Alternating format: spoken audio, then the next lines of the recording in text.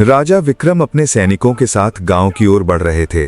तभी उनकी नजर नदी किनारे बनी एक छोटी सी झोपड़ी पर पड़ी। झोपड़ी के बाहर एक युवती मिट्टी के बर्तन बना रही थी। साधारण कपड़ों में भी उसकी सुंदरता अद्भुत थी। राजा कुछ पल उसे देखते रहे और फिर मुस्कुराकर अपने आप से बोले, आह, इतनी सुंदर स्त्री तो हमने आज तक नहीं देखी। इसकी जगह इस टूटी झोपड़ी में नहीं बल्कि हमारे महल में होनी चाहिए। ये सोचकर राजा घोड़े से उतरे और झोपड़ी की ओर बढ़ गए। युवती ने राजा को सामने देखकर घबराते हुए पूछा, महाराज, आप यहाँ, सब ठीक तो है ना? राजा ने उसकी ओर घूरते हुए कहा, तुम्हारा नाम क्या है? युवती ने सिर झुकाकर जवाब दिया, मेरा नाम कावेरी है महाराज। राजा हंसते हुए बोले, कावेरी, तुम्हारी सुंदरता इस गांव के लिए नहीं बनी। तुम हमारे साथ चलो। आज से तुम राजमहल में रहोगी और हमारी रानी बनोगी। कावेरी ये सुनकर चौंक गई। उसने गुस्से में कहा, महाराज, आप कैसी बातें कर रहे हैं? मैं विवाहित हूं, मेरा पति और मेरा छोटा बच्चा है। मैं आपके साथ कहीं नहीं जाऊंगी। राजा का चेहरा तुरंत कठोर हो गया। उन्होंने ऊंची आवाज में कहा, हमारा आदेश कभी टाला नहीं जाता। तुम्हें हमारे साथ चलना ही होगा। इतना कहकर राजा ने जबरदस्ती कावेरी का हाथ पकड़ लिया और उसे घोड़े की ओर खींचने लगे। तभी पीछे से किसी के दौड़ने की आवाज आई। कावेरी का पति सुरेश भागता हुआ वहां पहुंचा। उसकी सांसें तेज चल रही थीं और आंखों से आंसू बह रहे थे। वो राजा के सामने हाथ जोड़कर गिड़गिड़ाने लगा, महाराज, दया कीजिए, ये मेरी पत्नी है। मेरा परिवार इसके सहारे चलता है। इसे मत ले जाइए, मेरा बच्चा इसके बिना मर जाएगा। राजा ने तिरस्कार से हंसते हुए कहा, जिस स्त्री पर हमारी नजर पड़ जाए उसे कोई नहीं बचा सकता। अब ये हमारे महल में रहेगी। सुरेश राजा के पैरों में गिर पड़ा और रोते हुए बोला, भगवान के लिए ऐसा मत करिए महाराज, मेरे बच्चे पर रहम कीजिए। लेकिन राजा का दिल नहीं पसीजा। उन्होंने कावेरी को जबरदस्ती घोड़े पर बैठाया और सैनिकों के साथ वहां से निकल गए। सुरेश सड़क पर गिरकर जोर जोर से रोने लगा। उसकी चीखें सुनकर गांव वाले इकट्ठा हो गए। एक बूढ़ा गांव वाला बोला, अरे, ये कोई नई बात थोड़ी ही है। राजा विक्रम का यही स्वभाव है, जिस सुंदर स्त्री को देखते हैं उसे महल उठा ले जाते हैं। दूसरा गांव वाला गुस्से से बोला, ऐसा राजा तो प्रजा के लिए अभिशाप होता है। तीसरा डरते हुए बोला, धीरे बोलो, अगर किसी सैनिक ने सुन लिया तो सबको सजा मिल जाएगी। तभी एक आदमी सुरेश के पास आकर बोला, अब रोने से क्या होगा, तेरी पत्नी अब कभी वापस नहीं आएगी। इतना कहकर धीरे धीरे सारे गांव वाले वहां से चले गए। सुरेश अकेला बैठा रो रहा था। तभी उसका छोटा भाई दीपक अपनी पत्नी मीरा के साथ वहां पहुंचा। मीरा ने घबराकर पूछा, भैया, क्या हुआ? आप इतना क्यों रो रहे हैं और घर से बच्चे के रोने की आवाज क्यों आ रही है? सुरेश ने आंसू पोंछते हुए कहा, अच्छा हुआ मीरा कि तुम घर पर नहीं थी, नहीं तो राजा तुम्हें भी उठा ले जाता। दीपक चौंक कर बोला, भैया, आखिर हुआ क्या है? भाभी कहाँ है? सुरेश रोते हुए बोला, राजा तुम्हारी भाभी को जबरदस्ती महल ले गया। ये सुनते ही दीपक का चेहरा गुस्से से लाल हो गया। वो बोला, उस राजा की इतनी हिम्मत, मैं अभी महल जाकर भाभी को वापस लेकर आता हूं। लेकिन सुरेश ने तुरंत उसका हाथ पकड़ लिया और बोला, नहीं दीपक, तुम महल नहीं जाओगे। और मीरा, तुम तो बिल्कुल भी नहीं जाओगी। तुम्हारी भाभी से भी ज्यादा सुंदर हो तुम। अगर राजा की नजर तुम पर पड़ गई तो? मीरा ने दृढ़ आवाज में कहा, लेकिन भैया, भाभी को ऐसे कैसे छोड़ दें? उनका छोटा बेटा मोहन अपनी मां के बिना कैसे रहेगा? सुरेश ने भारी आवाज में कहा, मीरा, तुम्हारा भी तो 6 महीने का बच्चा है।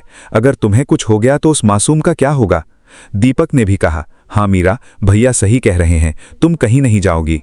मीरा कुछ देर चुप रही, फिर बोली, अच्छा ठीक है, मैं नहीं जाऊंगी, लेकिन मोहन को कौन संभालेगा? सुरेश ने दुखी स्वर में कहा, तुम अंदर जाकर उसे चुप करा दो, शायद वो अपनी मां को ढूंढ रहा होगा। मीरा झोपड़ी के अंदर गई। वहां छोटा मोहन जोर जोर से रो रहा था। मीरा ने उसे गोद में उठाकर प्यार से कहा, क्या हुआ बेटा, तुम इतना क्यों रो रहे हो? मोहन रोते हुए बोला, चाची, मेरी मां को वो बड़े वाले राजा ले गए। मीरा ये सुनकर हैरान रह गई। उसने धीरे से पूछा, तुम्हें कैसे पता बेटा? तुम तो अंदर सो रहे थे ना? गोपाल ने रोते हुए कहा, नहीं चाची, मैं सो नहीं रहा था, मैं छुपकर सब देख रहा था। मां बहुत रो रही थी, लेकिन मैं डर गया था। अगर मैं बाहर जाता तो राजा मुझे भी अपने साथ ले जाता। चाची, आप मेरी मां को वापस ले आओ ना, मुझे उनकी बहुत याद आ रही है। मीरा ने गोपाल को सीने से लगाते हुए कहा, तुम चिंता मत करो बेटा, मैं तुम्हारी मां को जरूर वापस लेकर आऊंगी। अब तुम रोना बंद करो, नहीं तो घर में सब और परेशान हो जाएंगे। उधर दूसरी तरफ राजा विक्रम कावेरी को घोड़े पर बैठाकर महल की ओर जा रहा था। तभी मंत्री ने दूर से ही राजा को एक नई स्त्री के साथ देखा और घबराते हुए महारानी देवयानी के पास पहुंच गए। महारानी ने चिंता से पूछा, क्या हुआ मंत्री जी, आप इतने घबराए हुए क्यों हैं? मंत्री ने दुखी होकर कहा, महारानी, फिर अनर्थ हो गया। महाराज एक और सुंदर स्त्री को गांव से उठाकर ला रहे हैं। ये सुनते ही देवयानी की आंखों में आंसू आ गए। उन्होंने कहा, नहीं, अब मैं ये सब और नहीं सह सकती। महाराज का अत्याचार दिन ब दिन बढ़ता जा रहा है। मंत्री ने भारी आवाज में कहा, महारानी, वो स्त्री बहुत रो रही है। महाराज उसे जबरदस्ती घोड़े पर बैठाकर ला रहे हैं। देवयानी ने दुख से पूछा, क्या कोई उपाय नहीं जिससे महाराज को रोका जा सके? मंत्री ने निराश होकर जवाब दिया, मैंने बहुत कोशिश की महारानी, लेकिन महाराज अब किसी की नहीं सुनते। कुछ ही देर में राजा कावेरी को लेकर दरबार में पहुंच गया। कावेरी रोते हुए बोली, महाराज, मुझे छोड़ दीजिए, मेरा छोटा बच्चा मेरे बिना नहीं रह पाएगा। लेकिन राजा हंसते हुए बोला, चुप हो जाओ, अब तुम इस राज्य की सबसे सुंदर स्त्री हो और यही तुम्हारी जगह है। बाकी रानियां और महारानी देवयानी दुखी होकर राजा से विनती करने लगी, महाराज, ऐसा मत करिए, इसे जाने दीजिए। लेकिन राजा ने कठोर स्वर में कहा, अब से तुम सब रानियां नहीं बल्कि दासियां हो। इस राज्य की नई रानी अब यही बनेगी। फिर उसने कावेरी से पूछा, तुम्हारा नाम क्या है? कावेरी ने डरते हुए कहा, कावेरी। राजा मुस्कुराया और बोला, आज से तुम हमारी रानी हो। महारानी देवयानी ने विरोध किया, मैं ये अन्याय नहीं होने दूंगी। राजा गुस्से में बोला, अगर तुमने हमारी बात नहीं मानी तो तुम्हारे पूरे परिवार को मृत्युदंड दे दिया जाएगा। ये सुनकर देवयानी डर गईं और चुप हो गईं। कावेरी रोते हुए बोली, महाराज, मैं आपसे विवाह नहीं करना चाहती, मेरा एक छोटा बेटा है। लेकिन राजा उसकी बात सुनकर हंसता हुआ वहां से चला गया। देवयानी ने दुखी होकर कावेरी से कहा, मुझे माफ कर दो बहन, हमें भी कभी इसी तरह जबरदस्ती यहां लाया गया था। कुछ दिनों बाद राजा ने कावेरी से भी मन भर जाने पर फिर शिकार पर जाने का निश्चय किया। वो जंगलों की ओर निकल पड़ा। रास्ते में एक नदी के किनारे उसकी नजर मीरा पर पड़ी, जो पानी भर रही थी। मीरा की सुंदरता देखकर राजा की आंखें चमक उठीं। वो हंसते हुए बोला, वाह, इतनी सुंदर स्त्री तो हमने जीवन में नहीं देखी। ये तो कावेरी से भी अधिक सुंदर है। राजा मीरा के पास गया और बोला, तुम हमारे साथ चलो, हम तुम्हें इस राज्य की रानी बनाएंगे। मीरा घबराकर बोली, महाराज, मैं विवाहित हूं, मेरा एक छोटा बच्चा भी है। लेकिन राजा ने उसकी एक न सुनी। उसने मीरा का घड़ा जमीन पर फेंक दिया और उसे जबरदस्ती घोड़े पर बैठा लिया। ये सब गांव की एक औरत सरोज ने देख लिया। वो भागती हुई गांव पहुंची और दीपक से बोली, दीपक, राजा तुम्हारी पत्नी को उठाकर ले गया।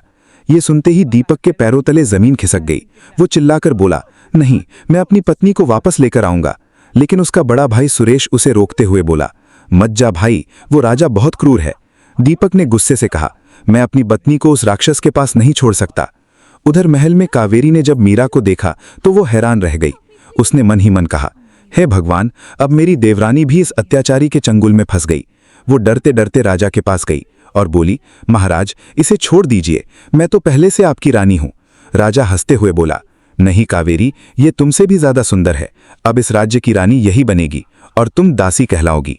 मीरा ने हाथ जोड़कर कहा, महाराज, मुझे रानी बनने का कोई शौक नहीं, मैं अपने पति और बच्चे के साथ खुश हूं।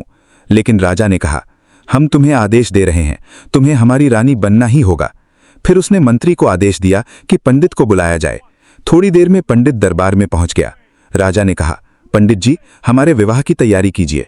पंडित समझ गया कि अगर अभी विवाह हुआ तो एक और स्त्री की जिंदगी बर्बाद हो जाएगी। उसने चतुराई से कहा, महाराज, ये स्त्री अत्यंत सुंदर है। अगर आपका विवाह आने वाली पूर्णिमा की रात दूसरे पहर में होगा तो राज्य में सुख समृद्धि आएगी। राजा ये सुनकर खुश हो गया और बोला, ठीक है, तब तक इसे महल में रखा जाए। उस रात कावेरी चोरी छिपे मीरा के कक्ष में पहुंची। मीरा रो रही थी। कावेरी ने उसका हाथ पकड़कर कहा, डरो मत मीरा, मैं तुम्हें यहां से निकालूंगी। मीरा ने धीरे से कहा, दीदी, इस राजा को ताकत से नहीं हराया जा सकता, इसे इसकी चाल में फंसाना होगा। कावेरी हैरानी से बोली, तुम क्या कहना चाहती हो? मीरा ने आत्मविश्वास से कहा, राजा को अपने ऊपर विश्वास दिलाना होगा, फिर वही उसका अंत बनेगा। कुछ दिनों तक मीरा राजा के सामने ऐसा व्यवहार करती रही जैसे वो सचमुच उससे प्रभावित हो गई हो। वो राजा की हर बात पर मुस्कुरा देती, उसकी प्रशंसा करती और धीरे धीरे राजा को अपने जाल में फंसा लेती। राजा को पहली बार लगने लगा कि कोई स्त्री उससे प्रेम करती है। एक दिन मीरा ने राजा से कहा, महाराज, विवाह से पहले मैं अपनी गुरु माँ का आशीर्वाद लेना चाहती हूँ। बचपन से उन्होंने ही मुझे पाला है। अगर उनका आशीर्वाद मिल जाएगा तो हमारा जीवन सुखी रहेगा। राजा तुरंत मान गया। वो बोला, अगर तुम्हारी खुशी इसमें है तो हम जरूर चलेंगे। ये सुनकर मीरा मन ही मन मुस्कुराई, क्योंकि यही उसकी योजना थी। अगली सुबह राजा मीरा को लेकर घने जंगलों की ओर निकल पड़ा। कई घंटे सफर करने के बाद दोनों एक पुरानी कुटिया के सामने पहुंचे। वहां एक बूढ़ी साध्वी तपस्या कर रही थी। राजा ने आश्चर्य से पूछा, ये क्या? तुमने तो कहा था कि यहां तुम्हारी गुरुमां रहती हैं। तभी बूढ़ी साध्वी ने आंखें खोलकर कहा, राजा विक्रम, तुम्हारे पापों का घड़ा भर चुका है। राजा गुस्से से बोला, एक बूढ़ी औरत हमारा क्या बिगाड़ सकती है? साध्वी हंसते हुए बोली, तुम खुद अपने विनाश का कारण बन चुके हो। राजा ने मीरा की ओर देखा और कहा, मीरा, ये सब क्या है? मीरा ने कठोर स्वर में जवाब दिया, महाराज, आपने न जाने कितनी स्त्रियों की जिंदगी बर्बाद की है, कितनों को उनके परिवार से छीन लिया। अब आपके अत्याचार का अंत होगा। राजा गुस्से में तलवार निकालने ही वाला था कि तभी साध्वी ने अपने कमंडल से राख निकालकर राजा पर फेंक दी। अचानक तेज रोशनी फैल गई और राजा सम्मोहित होकर वहीं खड़ा रह गया। साध्वी ने आदेश दिया, राजा, अब अपनी तलवार से अपने पापों का अंत कर दो। सम्मोहित राजा ने बिना कुछ सोचे अपनी तलवार उठाई और उसी से अपना अंत कर लिया। राजा के मरते ही मीरा की आंखों में आंसू आ गए। उसने साध्वी के चरण छूते हुए कहा, गुरुमां, आपने न जाने कितनी औरतों को इस अत्याचारी से बचा लिया। साध्वी ने प्यार से कहा, बेटी, ये सब तुम्हारी हिम्मत और बुद्धि की वजह से संभव हुआ है। इसके बाद मीरा तेजी से महल की ओर लौट गई। महल पहुंचते ही मंत्री घबराकर बोले, महारानी, महाराज कहाँ हैं? मीरा ने शांत स्वर में कहा, अब वो कभी वापस नहीं आएंगे। उन्हें उनके कर्मों की सजा मिल चुकी है। तभी कावेरी और महारानी देवयानी भी वहां आ गईं। देवयानी खुशी से बोली, मीरा, तुमने हम सबको उस राक्षस से हमेशा के लिए आजाद कर दिया। कावेरी ने भावुक होकर मीरा को गले लगा लिया। कुछ ही देर बाद मंत्री दीपक और सुरेश को महल में लेकर आए। दीपक की आंखों में आंसू थे। उसे लगा था कि मीरा उसे छोड़ चुकी है, लेकिन मीरा उसे देखते ही दौड़कर उसके गले लग गई। वो रोते हुए बोली, मैं तुमसे और अपने बच्चे से कभी दूर नहीं हो सकती। मैंने जो कुछ भी किया सिर्फ उस अत्याचारी राजा का अंत करने के लिए किया। दीपक भावुक होकर बोला, मुझे माफ कर दो मीरा, मैं तुम्हें समझ नहीं पाया। तभी मंत्री ने पूरे दरबार में घोषणा की, आज से इस राज्य की नई महारानी मीरा होंगी। इन्होंने अपनी बुद्धि और साहस से पूरे राज्य को अत्याचार से मुक्त कराया है। ये सुनते ही सभी गांव वाले खुशी से चिल्लाने लगे, महारानी मीरा की जय।